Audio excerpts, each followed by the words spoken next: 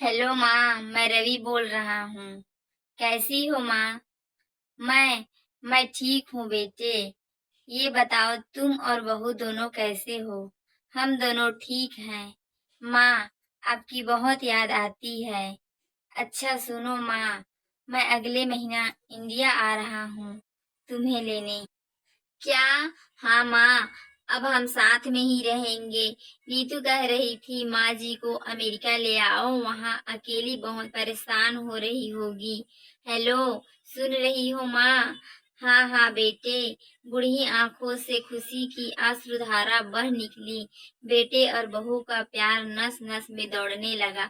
जीवन के 70 साल गुजर चुकी सावित्री ने जल्दी से अपने पल्लू से आंसू पोंछे और बेटे से बात करने लगी। पूरे 2 साल बाद बेटा घर आ रहा था। बूढ़ी सावित्री ने मोहल्ले भर में दौड़ दौड़ कर ये खबरें सबको सुना दी। सभी खुश थे कि चलो बुढ़ापा चैन से बेटे बहू के साथ गुजर जाएगा। रवि अकेला आया था। बेटे ने कहा, माँ हमें जल्दी वापस जाना है, इसलिए जो भी रुपया पैसा किसी से लेना है वो लेकर रख लो, और तब तक मैं किसी प्रॉपर्टी डीलर से मकान की बात करता हूँ। मकान? माँ ने पूछा। हाँ माँ, अब ये मकान बेचना पड़ेगा, वरना कौन इसकी देखभाल करेगा? हम सब तो अब अमेरिका में ही रहेंगे। बुढ़ी आंखों ने मकान के कोने कोने को ऐसे निहारा जैसे किसी अबोध बच्चे को सहला रही हो। आनन फानन और औने पौने दाम में रवि ने मकान को बेच दिया। सावित्री देवी ने वो जरूरी सामान समेटा जिससे उनको बहुत ज्यादा लगाव था। रवि टैक्सी मंगवा चुका था। एयरपोर्ट पहुंचकर रवि ने कहा, माँ तुम यहाँ बैठो, मैं अंदर जाकर सामान की जांच और बोर्डिंग और वीजा का काम निपटा लेता हूँ। ठीक है बेटे। सावित्री देवी वहीं पास की बेंच पर बैठ गई।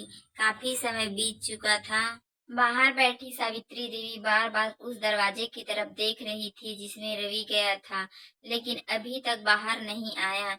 शायद अंदर बहुत भीड़ होगी, सोचकर बूढ़ी आंखें फिर से टटक की लगाए देखने लगती। अंधेरा हो चुका था। एयरपोर्ट के बाहर गहमा गहमी कम हो चुकी थी। माँ जी किससे मिलना है? कर्मचारी ने वृद्धा से पूछा। मेरे बेटा अंदर गया है टिकट लेने, वो मुझे अमेरिका ले जा रहा है, सावित्री देवी ने घबराकर कहा। लेकिन अंदर तो कोई पैसेंजर नहीं है, अमेरिका जाने वाली फ्लाइट तो दोपहर में ही चली गई है। क्या नाम है आपका बेटा का? कर्मचारी ने सवाल किया। रवि। सावित्री के चेहरे पे चिंता की लकीरें उभर आई। कर्मचारी अंदर गया और कुछ देर बाद बाहर आकर बोला, माँ जी आपका बेटा रवि तो अमेरिका जाने वाली फ्लाइट से कब का जा चुका है। क्या? वृद्धा की आंखों से आंसुओं का सैलाब फूट पड़ा। बूढ़ी माँ का रोम रोम कांप उठा। किसी तरह वापस घर पहुंची जो अब तक बीत चुका था। रात में घर के बाहर चबूतरे पर ही सो गई।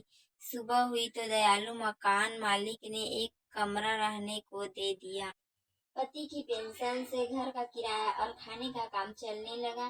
समय गुजरने लगा। एक दिन मकान मालिक ने वृद्धा से पूछा, माँ जी क्यों नहीं आप अपने किसी रिश्तेदार के यहाँ चली जाए, अब आपकी उम्र भी बहुत हो गई, अकेली कब तक रह पाएगी। हाँ चली तो जाऊं, लेकिन कल को मेरा बेटा आए तो यहाँ फिर कौन उसका ख्याल रखेगा।